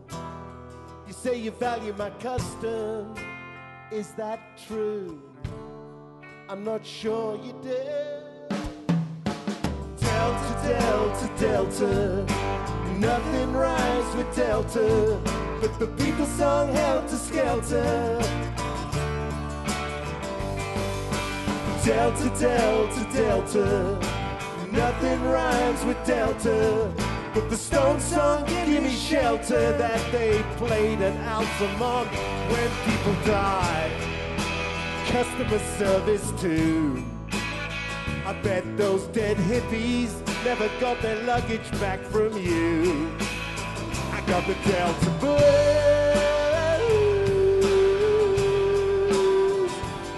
Oh yeah.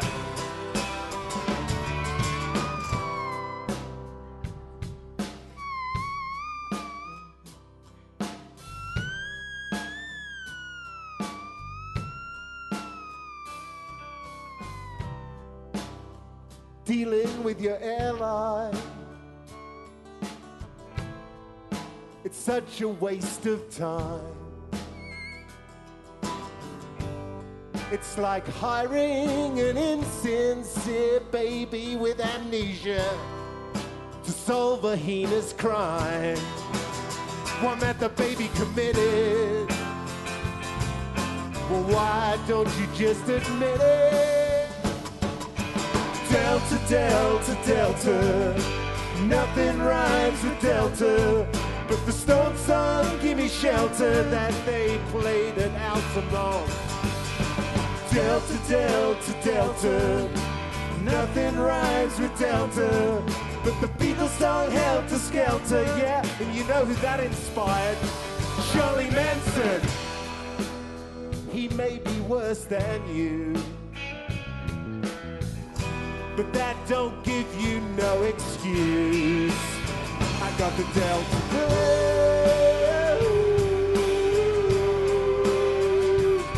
Oh yeah. Delta, Delta, Delta, nothing rhymes with Delta, but the Beatles song Helter Skelter. Delta, Delta, Delta. Nothing rhymes with Delta, but the Stones song, give me shelter. Oh yeah, yeah. A cutie, cutie, cutie, cutie, cutie. Delta, Delta, Delta. Nothing rhymes with Delta, but the Beatles song, Helter Skelter. Yeah. Delta, Delta, Delta. Nothing rhymes with Delta, but the Stones song, give me shelter. We have an alien and Dave Nagler.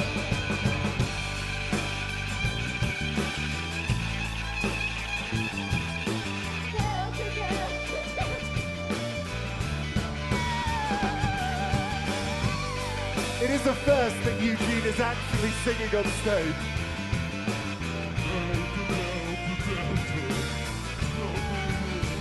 Oh, now Delta, Delta, Delta.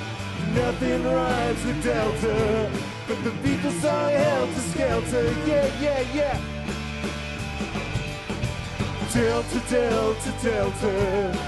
Nothing rhymes with Delta, but the Stones song, give me shelter. Yeah, yeah, yeah. Dave, take us home.